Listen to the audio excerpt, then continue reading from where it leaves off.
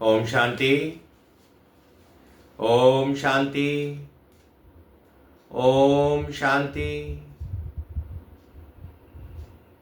29/7/2025 प्रातः मुरली।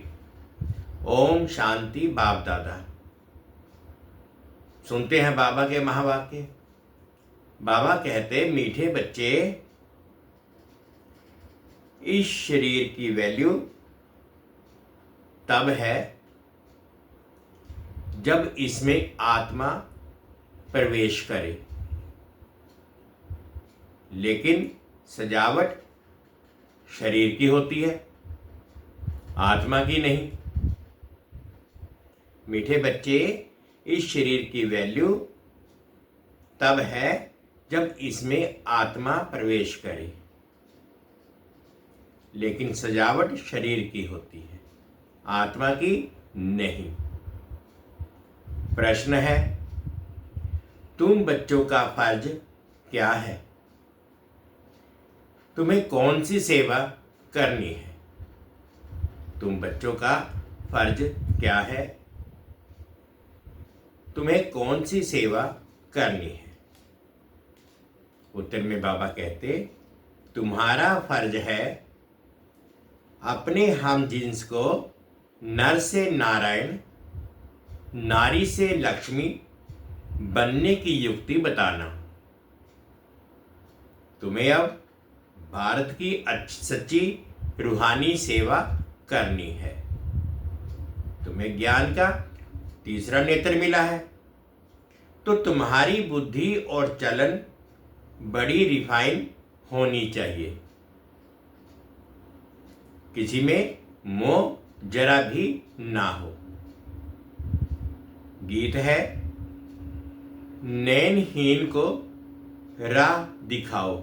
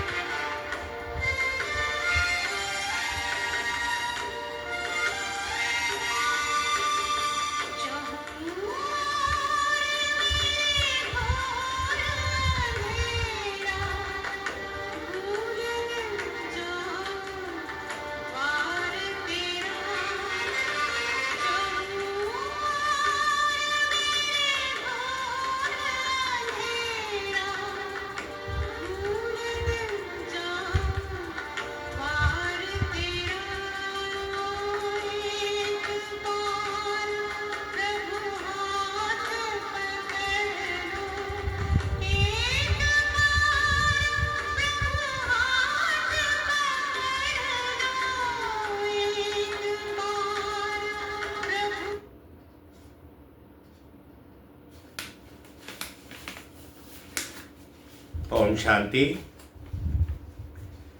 डबल शांति। तुम बच्चों को रिस्पॉन्ड करना चाहिए। ओम शांति। हमारा स्वधर्म है शांति। तुम अभी शांति के लिए थोड़े ही कहाँ जाएंगे। मनुष्य मन की शांति के लिए साधु संतों के पास भी जाते हैं ना। अब मन बुद्धि में तो है आत्मा के ऑर्गन्स। अब मन बुद्धि तो है आत्मा के ऑर्गन्स। जैसे ये शरीर के ऑर्गन्स हैं, वैसे मन बुद्धि और चक्षु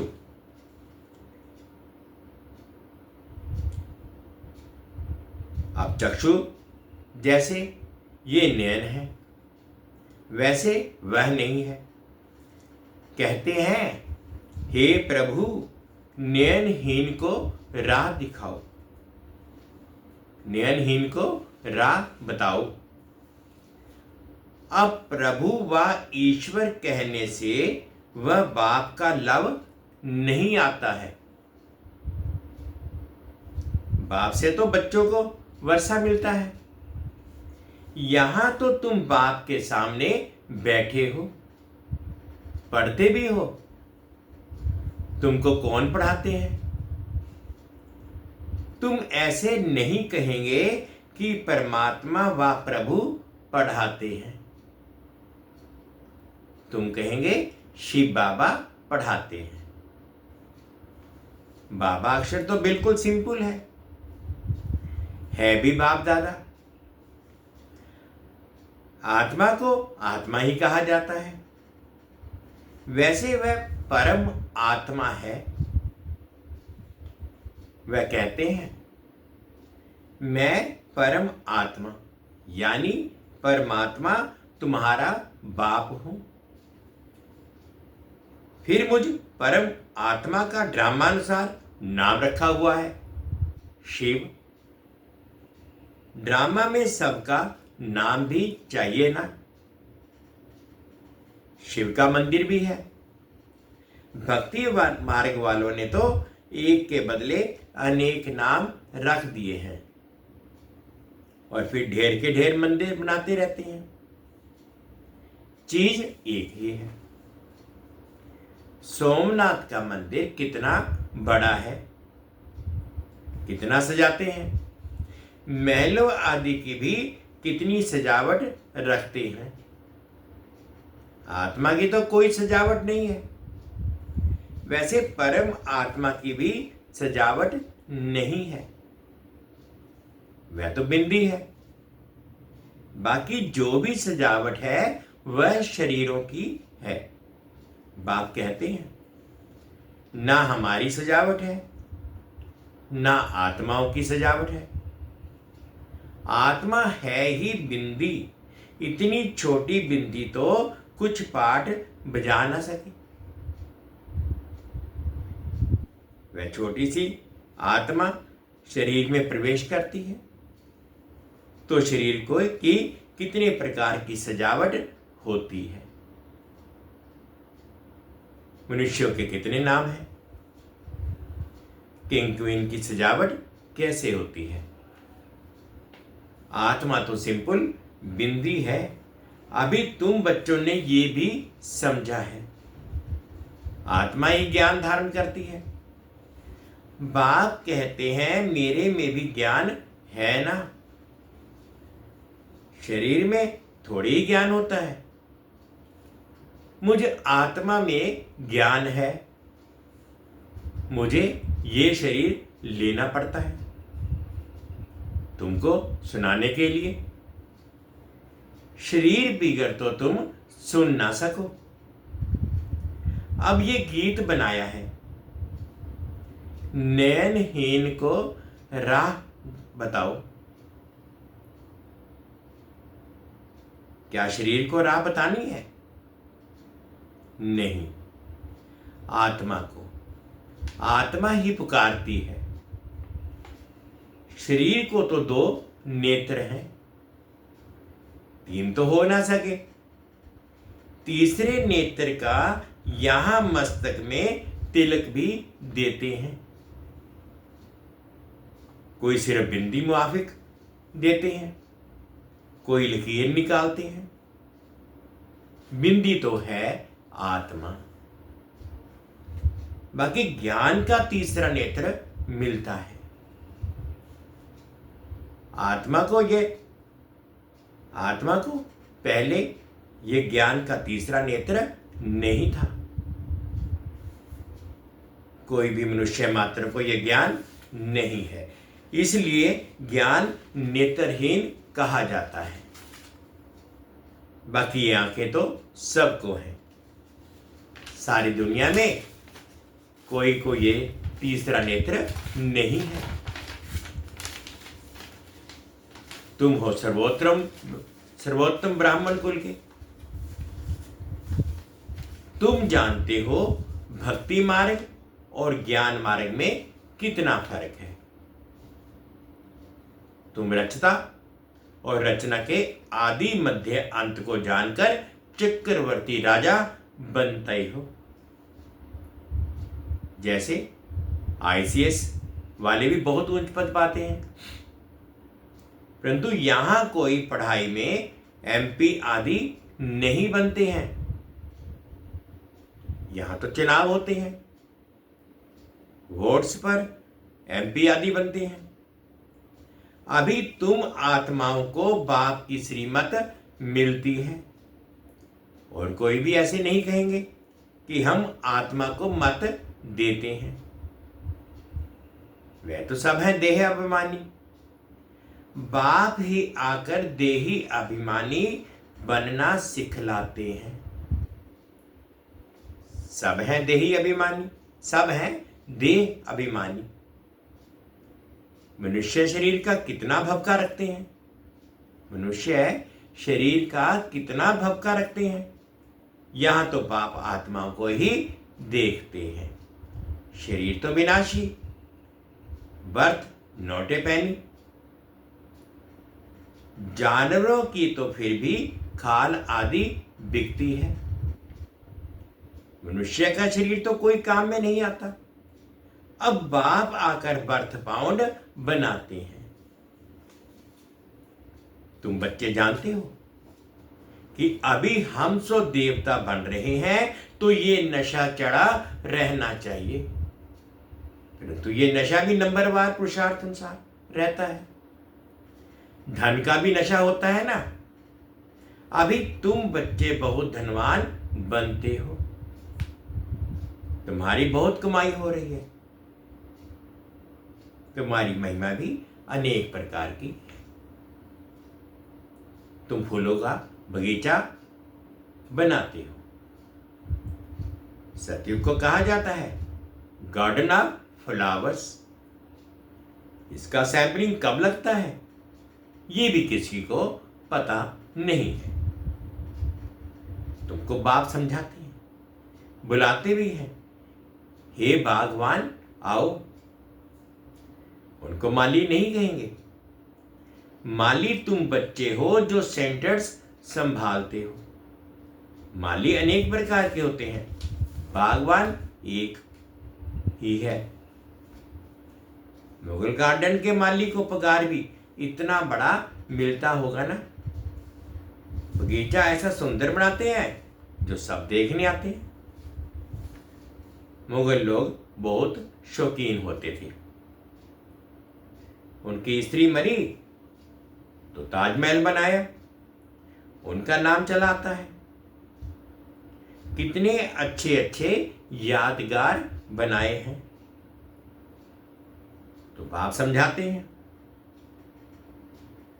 मनुष्य की कितनी महिमा होती है। मनुष्य तो मनुष्य ही है। लड़ाई में ढेर के ढेर मनुष्य मरते हैं, फिर क्या करते हैं? कुछ भी मान नहीं। तो अब तुम बच्चों को कितना नारायणी नशा चढ़ना चाहिए। ये है विश्व के मालिक पने का नशा। सत्यनारायण की कथा है तो जरूर नारायण ही बनेंगे। आत्मा को ज्ञान का तीसरा नेत्र मिलता है। देने वाला है बाप। तिजरी की कथा भी है। इन सब का अर्थ बाप बैठ समझाते हैं। कथा सुनाने वाले कुछ भी नहीं जानते, अमर कथा भी सुनाते हैं। अब अमरनाथ पर कहां दूर दूर जाते हैं, बाप तो यहां आकर सुनाते हैं, ऊपर तो सुनाते नहीं हैं। वहां थोड़े ही पार्वती को बैठ अमर कथा सुनाई। ये कथाएं आदि तो बनाई हैं, ये कथाएं आदि जो बनाई हैं ये भी ड्रामा में नून है, फिर भी होगा। बाप बैठ तुम बच्चों को भक्ति और ज्ञान का कॉन्ट्रास्ट बताते हैं। अभी तुमको ज्ञान का तीसरा नेत्र मिला है। कहते हैं ना, हे प्रभु अंधों को राह बताओ। भक्ति मार्ग में पुकारते हैं, बाप आकर तीसरा नेत्र देते हैं, जिसका कोई को पता नहीं है सिवाय तुम्हारे। ज्ञान का तीसरा नेत्र नहीं है तो कहेंगे चूचा धुंधकारी। आंखें भी कोई की कैसी होती है ना, कोई की बहुत शोभावान आंखें होती हैं, फिर उस पर इनाम भी मिलता है, फिर नाम रखते हैं मिस इंडिया, मिस फलानी। तुम बच्चों को अब बाप क्या से क्या बनाते हैं, वहां तो नेचुरल ब्यूटी रहती है। श्री कृष्ण की कितनी इतनी महिमा क्यों है? क्योंकि सबसे जास्ती ब्यूटीफुल बनते हैं। नंबर 1 में कर्मातीत अवस्था को पाते हैं, इसलिए नंबर 1 में गायन है, ये भी बाप बैठ समझाते हैं। बाप बार बार कहते हैं, बच्चे मन मना भव। हे आत्माएं अपने बाप को याद करो। बच्चों में भी नंबरवार तो है ना। लौकिक बाप को भी 5 बच्चे हैं। लौकिक बाप को भी समझो 5 बच्चे हैं। उनमें जो बहुत सियाना होगा उनको नंबर 1 रखेंगे। माला का दाना हुआ ना, कहेंगे ये दूसरा नंबर है, ये तीसरा नंबर है। एक जैसे कभी नहीं होते हैं। बाप का प्यार भी नंबरवार होता है। वह हद की बात और ये है बेहद की बात। जिन बच्चों को ज्ञान का तीसरा नेत्र मिला है, उनकी बुद्धि और चलन आदि बड़ी रिफाइन होती है। ये किंगा फ्लावर होता है, तो ये ब्रह्मा और सरस्वती किंग क्वीन फ्लावर ठहरे। ज्ञान और याद दोनों में तीखे हैं। तुम जानते हो हम देवता बनते हैं, मुख्य 8 रत्न बनते हैं। पहले हैं फूल, फिर युगलदाना ब्रह्मा सरस्वती। माला सिमरते हैं ना। वास्तव में तुम्हारा पूजन नहीं है, सिमरन है। तुम्हारे ऊपर फूल नहीं चढ़ सकते। फूल पर चढ़े, फूल तब चढ़े जब शरीर भी पवित्र हो। यहां कोई का भी शरीर पवित्र नहीं है। सब विषय पैदा होते हैं, इसलिए विकारी कहा जाता है। इन लक्ष्मी नारायण को कहते ही हैं संपूर्ण निर्विकारी। बच्चे तो पैदा होंगे ना, ऐसे तो नहीं कोई ट्यूब से बच्चा पैदा हो जाएगा। ये भी सब समझने की बातें हैं। तुम बच्चों को यहां 7 रोज भट्टी में बिठाया जाता है। भट्टी में ईंटें कोई तो पूरी पक जाती हैं, कोई कच्ची रह जाती हैं। भट्टी का मिसाल देते हैं। अब ईंट की भट्टी का थोड़े ही शास्त्रों में वर्णन हो सकता है। फिर उसमें बिल्ली की भी बात है। गुलबकावली की कहानी में भी बिल्ली का नाम दिखाया है। दीवे दीपक को बुझा देती है, तुम्हारा भी ये हाल होता है ना। माया बिल्ली विघ्न डाल देती है, तुम्हारी अवस्था को ही गिरा देती है। देह अभिमान है पहला नंबर, फिर और विकार आती है। मोह भी बहुत होता है। बच्ची कहे मैं भारत को स्वर्ग बनाने की रूहानी सेवा करूंगी। मोहवश मां बाप कहते हम अलाउ नहीं करेंगे। यह भी कितना मोह है। तुम्हें मोह की बिल्ली को या बिल्ला नहीं बनना है।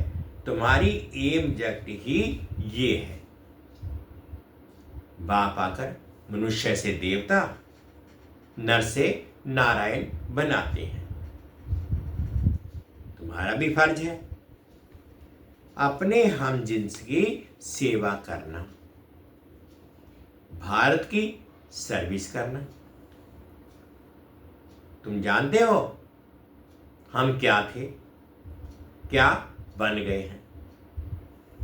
अब फिर पुरुषार्थ करो राजाओं का राजा बनने के लिए।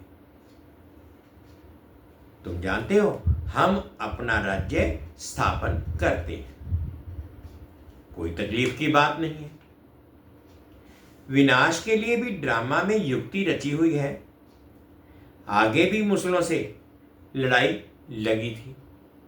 अब जब तुम्हारी पूरी तैयारी हो जाएगी, सब फूल बन जाएंगे, तब विनाश होगा। कोई किंग ऑफ फ्लावर है, कोई गुलाब, कोई मोतिया है। हर एक अपने को अच्छी रीति समझ सकते हैं कि हम अक हैं व फूल हैं। बहुत है जिनको ज्ञान की कुछ धारणा नहीं होती है। नंबरवार तो बनेंगे ना, या तो बिल्कुल हाईएस्ट या तो बिल्कुल लोएस्ट। राजधानी यहां ही बनती है। शास्त्रों में दिखाया है पांडव गल मरे, फिर क्या हुआ कुछ भी पता नहीं। कथाएं तो बहुत बनाई हैं, ऐसी कोई बात है नहीं। अभी तुम बच्चे कितने स्वच्छ बुद्धि बने हो।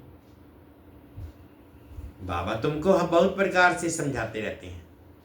कितना सहज है, सिर्फ बाप को और वर्षे को याद करना है। बाप कहते हैं मैं ही पतित पावन हूं। तुम्हारी आत्मा और शरीर दोनों पतित हैं। अब पावन बनना है। आत्मा पवित्र बनती है तो शरीर भी पवित्र बनता है। अभी तुमको बहुत मेहनत करनी है। बाप कहते हैं बच्चे बहुत कमजोर हैं, याद भूल जाती है। बाबा खुद अपना अनुभव बताते हैं। भोजन पर याद करता हूं, शिव बाबा हमको खिलाते हैं, फिर भूल जाते हैं, फिर स्मृति में आता है। तुम्हारे में भी नंबरवार पुरुषार्थ अनुसार हैं। कोई तो बंधन मुक्त हुए, भी फिर फंस जा पाते हैं। कोई तो बाबा कहते कोई तो बंधन मुक्त होते हुए भी फिर फंस मरते हैं। धर्म के बच्चे बना देते हैं। अभी तुम बच्चों को ज्ञान का तीसरा नेत्र देने वाला बाप मिला हुआ है। इनको फिर नाम दिया है तिजरी की कथा, अर्थात तीसरा नेत्र मिलने की कथा। अब तुम नास्तिक से आस्तिक बनते हो। बच्चे जानते हैं बाप बिंदी हैं, ज्ञान का सागर हैं, वह तो कह देते हैं नाम रूप से न्यारा है।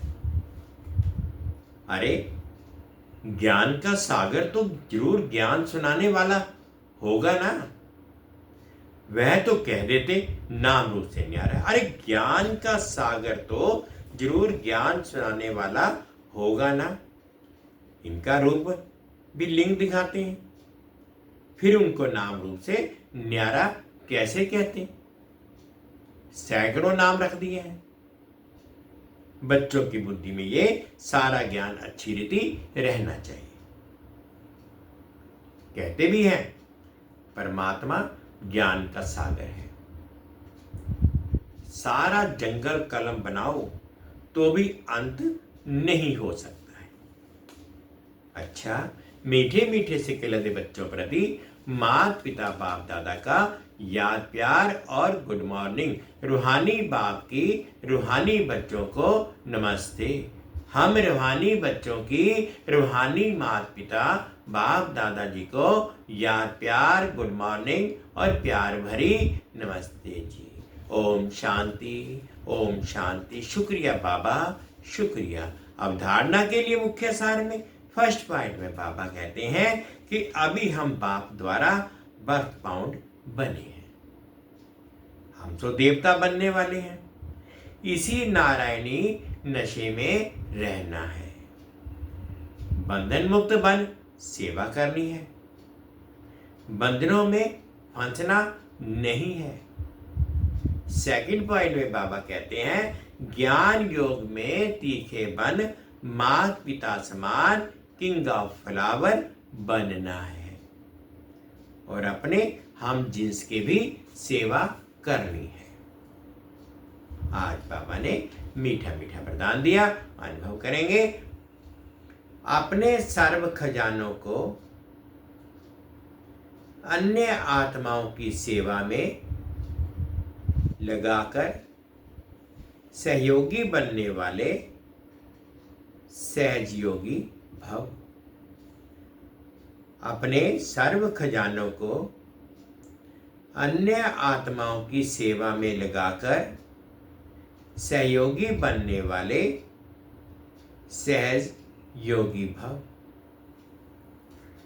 सहज योगी बनने का साधन है सदा अपने को संकल्प द्वारा, वाणी द्वारा और हर कार्य द्वारा विश्व की सर्व आत्माओं के प्रति सेवाधारी समझ सेवा में ही सब कुछ लगाना है। जो भी ब्राह्मण जीवन में शक्तियों का, गुणों का, ज्ञान का व श्रेष्ठ कमाई के समय का खजाना बाप द्वारा प्राप्त हुआ है वह सेवा में लगाओ। अर्थात सहयोगी बनो तो सहजयोगी बन ही जाएंगे। लेकिन सहयोगी वही बन सकते हैं जो संपन्न है। सहयोगी बनना अर्थात महादानी बनना।